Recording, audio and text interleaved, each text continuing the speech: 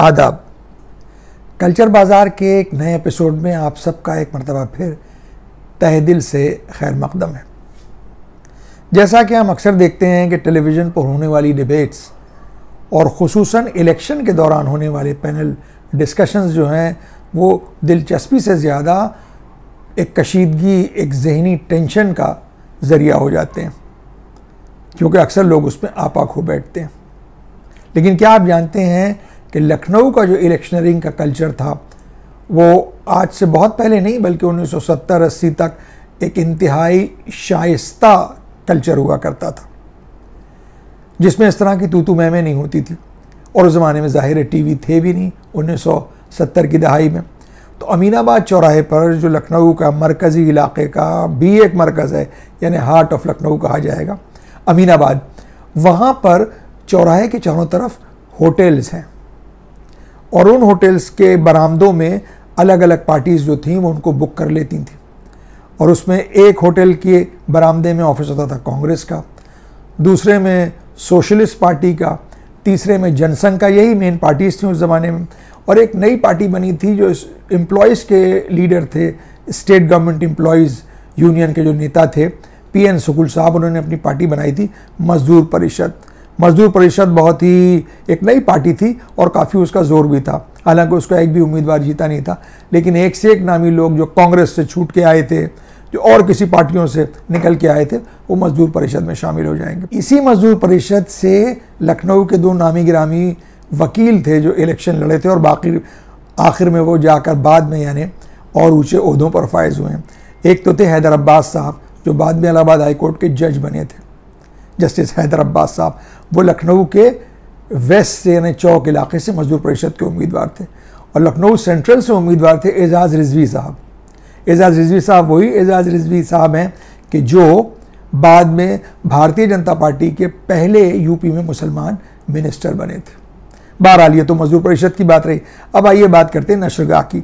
इन चारों होटलों की छतों पर जो बरामदे थे उसमें लाउड स्पीकर लग जाते थे और बहुत ही करीने और बहुत ही इत्मीनान से और एक तरीके से 15-15 मिनट का टाइम होता था सब पार्टियों के पास कि वो अपनी अपनी बात कहें। अब जाड़े की रात और लखनऊ के लोग बड़े बड़े ओवरकोट पहने हुए और जो उसके नीचे जहाँ पर प्रकाश की कुल्फ़ी है उसके पहलू में है जिसको इंडिया कुल्फ़ी कहते हैं, वो असल में अब्दुल्ला टी स्टॉल भी कहलाता है। जाड़ों में वहाँ चाय और मक्खन वगैरह जो है वो बड़ा मशहूर है वहाँ का। वहाँ पे लोग खड़े हुए चाय पी रहे हैं और कभी वो इस तरफ घूम गए जब कांग्रेस का नंबर आया, और जब बीजेपी तो नहीं उस ज़माने में, इसकी जो पुरानी पार्टी थी जनसंघ, उसकी बारी आई तो उस तरफ घूम के सुन रहे हैं। हाथ में चाय का गिलास है, कभी सोशलिस्ट पार्टी वाले बोल रहे हैं, कभी मजदूर परिषद वाले लोग बोल रहे हैं। उस ज़माने में कांग्रेस को लोग बहुत खींचते थे और क्योंकि रूलिंग पार्टी थी एक अरसे से तो बड़ा टारगेट पर रहती थी और किसी किस्म की कोई गालम गलौज नहीं, कोई ऐसी गैर शाइस्ता बात नहीं होती थी, बल्कि नज़में पढ़ी जाती थी। शायर नज़में कह के देखते थे। हमें एक नज़म अभी तक याद है जो कांग्रेस के लिए मजदूर परिषद के लोग गाते थे कि कांग्रेस को वोट ना दीजिएगा, और वो कुछ इस तरह गाई जाती थी खुमार बाराबंकी साहब के अंदाज में। कुछ वैसे ही मिलता जुलता अंदाज था उन साहब का जो वो उस नज़म को पढ़ते थे। वो कुछ यूँ था कि ज़रा अक्ल को काम में लाइएगा, न बैलों में खुद बैल बन जाइएगा, ज़रा अक्ल को काम में लाइएगा। अब बैलों में बैल क्या था? उस ज़माने में कांग्रेस पार्टी का निशान ये हाथ का पंजा नहीं था, दो बैलों की जोड़ी थी।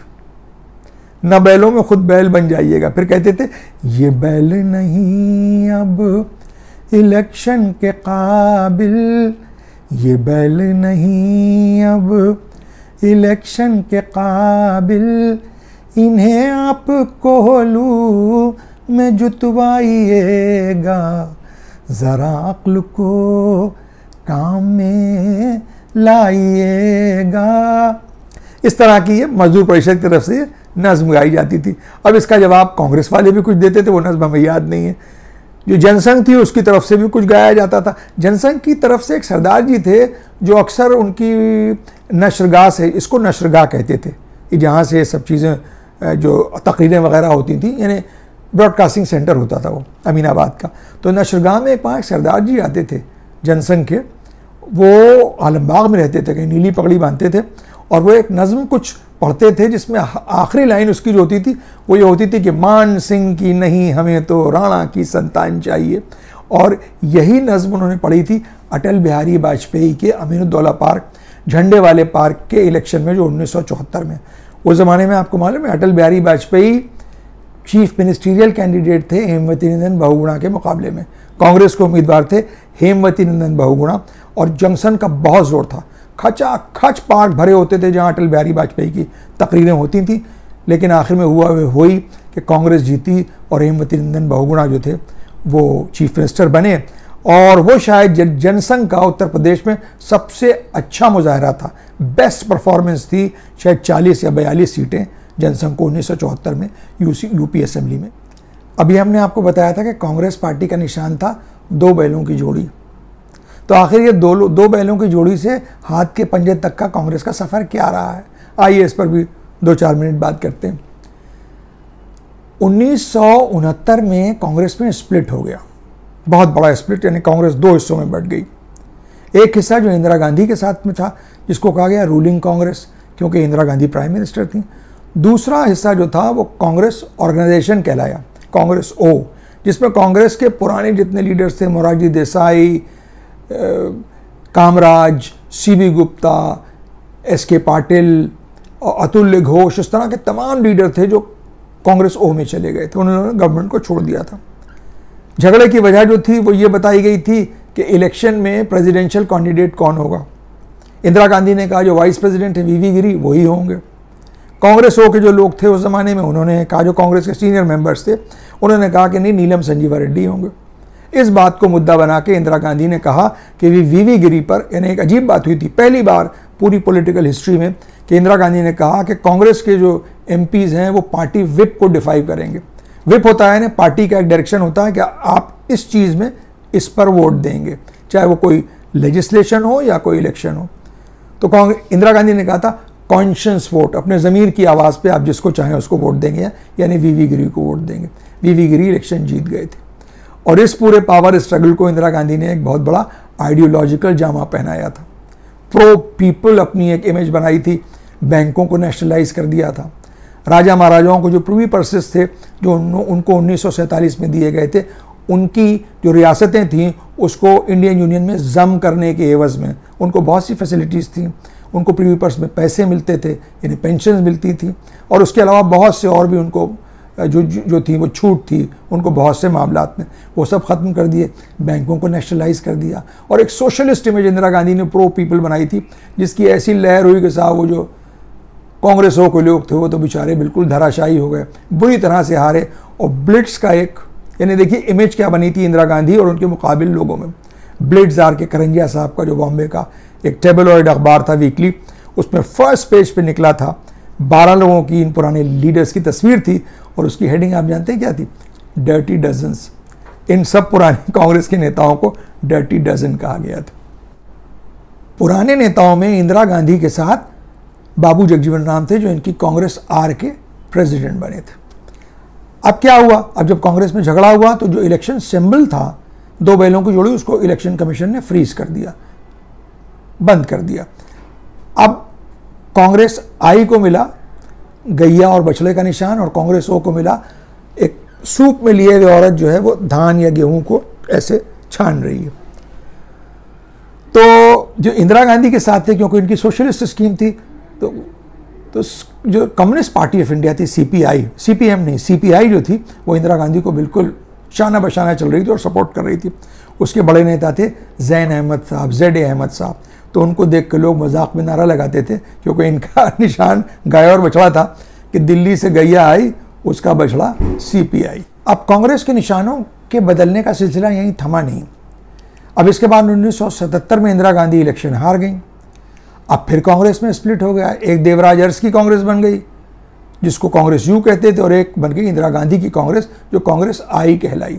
उसको निशान मिला पंजे का निशान, जो आज तक कांग्रेस आई का, यानी अब तो कांग्रेस आई उसको कहते ही नहीं है, इंडियन नेशनल कांग्रेस है, वही पार्टी है, उसका निशान हाथ का पंजा हो गया। इसके बाद कांग्रेस से बहुत से स्प्लिंटर्स ग्रुप निकले, जो अलग अलग जिन्होंने अपनी रीजनल पार्टियां बनाई कांग्रेस के ही नाम से, जैसे शरद पवार साहब की नेशनलिस्ट कांग्रेस महाराष्ट्र में, उसका निशान जो है वो घड़ी है, अलार्म क्लॉक जो होती है। इसी तरह से आंध्र प्रदेश में एक चीफ मिनिस्टर थे YSR रेड्डी, उनके बेटे ने बाद में उनसे कुछ मेन कांग्रेस पार्टी से कुछ अनबन हो गई तो उन्होंने अपनी एक नई पार्टी बना ली YSR कांग्रेस, उसका निशान है छत का पंखा। फिर अब एक बड़ी मशहूर ज़माना पार्टी है ममता बनर्जी साहिबा की पार्टी बंगाल में, उसका नाम है तृणमूल कांग्रेस, वो भी है ही कांग्रेस का एक स्प्लिंटर ग्रुप, उसका निशान है 3 पत्तियों वाले 2 फूल। फिर एक पार्टी कांग्रेस के एक बड़े नेता होते थे GK मूपनार, ऑर्गेनाइजेशन में बहुत मुठ थे ऑर्गेनाइजेशन की, उनके बेटे हैं वासन साहब, उन्होंने एक पार्टी बनाई थी तमिलनाडु में, उसका भी नाम TMC था, लेकिन उस TMC का माने तृणमूल नहीं था बल्कि वो तमिल मनीला कांग्रेस थी, जो बाद में जाके फिर कांग्रेस आई में ही जम हो गई, मर्ज हो गई। एक और पार्टी केरला में बनी थी, केरला कांग्रेस, उसका निशान था 2 पत्तियां। तो इस तरह से कांग्रेस के स्प्लिंटर्स ग्रुप जो थे उनके भी अलग अलग निशान होते रहे, और कांग्रेस अब बहुत से नामों से पूरे हिंदुस्तान में, हाथ के पंजे के अलावा बहुत से नामों से और बहुत से निशानों से जानी और पहचानी जाती है। सियासी कल्चर और सियासी शायरी का चोली दामन का साथ रहा है, खुसूसन लखनऊ में। और यहाँ पर जो सियासी नारे होते थे उसमें जो कांग्रेस के मुखालिफ थे वो नारे लगाते थे कि कांग्रेस को वोट दो, फटा पुराना कोट दो, ज़्यादा बोले ठोक दो। इसके मुखालिफ कांग्रेस वाले ये नारा लगाते थे कि जली झोपड़ी बुझा चिराग, कांग्रेस जिंदाबाद। अब आप सोच रहे होंगे कि झोपड़ी क्या है, चिराग तो आपको मालूम है दीपक जनसंघ का निशान होता था, झोपड़ी होती थी सोशलिस्ट पार्टी का निशान, जो प्रजा सोशलिस्ट पार्टी थी, जो खुद भी एक कांग्रेस का स्प्लिंटर ग्रुप था, जिसके रूहरवां रहे थे, जिसको कायम किया था आचार्य नरेंद्र देव ने, जो बहुत बड़े एक पॉलिटिकल और सोशलिस्ट थिंकर थे। उसके सोशलिस्ट पार्टी के भी बाद में बहुत से ग्रुप हुए, उसके लीडरान आज भी एक नए अवतार, एक नए रूप में देखने को मिलते हैं अलग अलग स्टेट्स में। तो उसके बारे में, सोशलिस्ट मूवमेंट के बारे में फिर कभी और तस्करा होगा, लेकिन हम आपको यहाँ पर ये बता दें कि लखनऊ में जब कोई उम्मीदवार खड़ा होता है, खुसूसन अगर कोई बाहर से इलेक्शन लड़ने आए, तो सपोर्टर्स और पार्टी वर्कर्स बाद में आते हैं, पहले जो लखनऊ के शायर हैं वो वहाँ पहुँच जाते हैं, और इन शायरों के पास कुछ रेडीमेड नज़में होती हैं जो एक सियासी तर्ज पर होती हैं। उसमें सिर्फ वो पूछ लेते हैं कि जनाब का निशान क्या है, उन्होंने कहा साइकिल, तो बस उस पर वो साइकिल भर के वो पूरी नज़्म उनको सुना देते हैं। अगर पसंद आ गई तो वो नज़्म जो है उसका मुनासिब मेहनताना दे दिया जाता है, और अगर नहीं आई तो किसी और कैंप में चले जाते हैं, वहाँ मालूम हुआ किसी का चुनाव निशान पंजा है या फूल है, जो भी हुआ वो उसमें डाल देते हैं। एक शायर थे लखनऊ के बड़े मशहूर, नहीं रहे बेचारे, शायर अच्छे थे, और एक बहुत बड़े शायर के, बड़े नुमाइंदा शायर के बेटे भी थे। वो एक मरतबा हमको कांग्रेस के दफ्तर में मिले, कांग्रेस के उम्मीदवार हमारे घर पे मिलने आए थे और हम नहीं थे, तो लिहाजा एक कर्टेसी कॉल थी, हम उनसे मिलने गए, तो उनको लगा कि इनसे बड़े अच्छे ताल्लुकात हैं।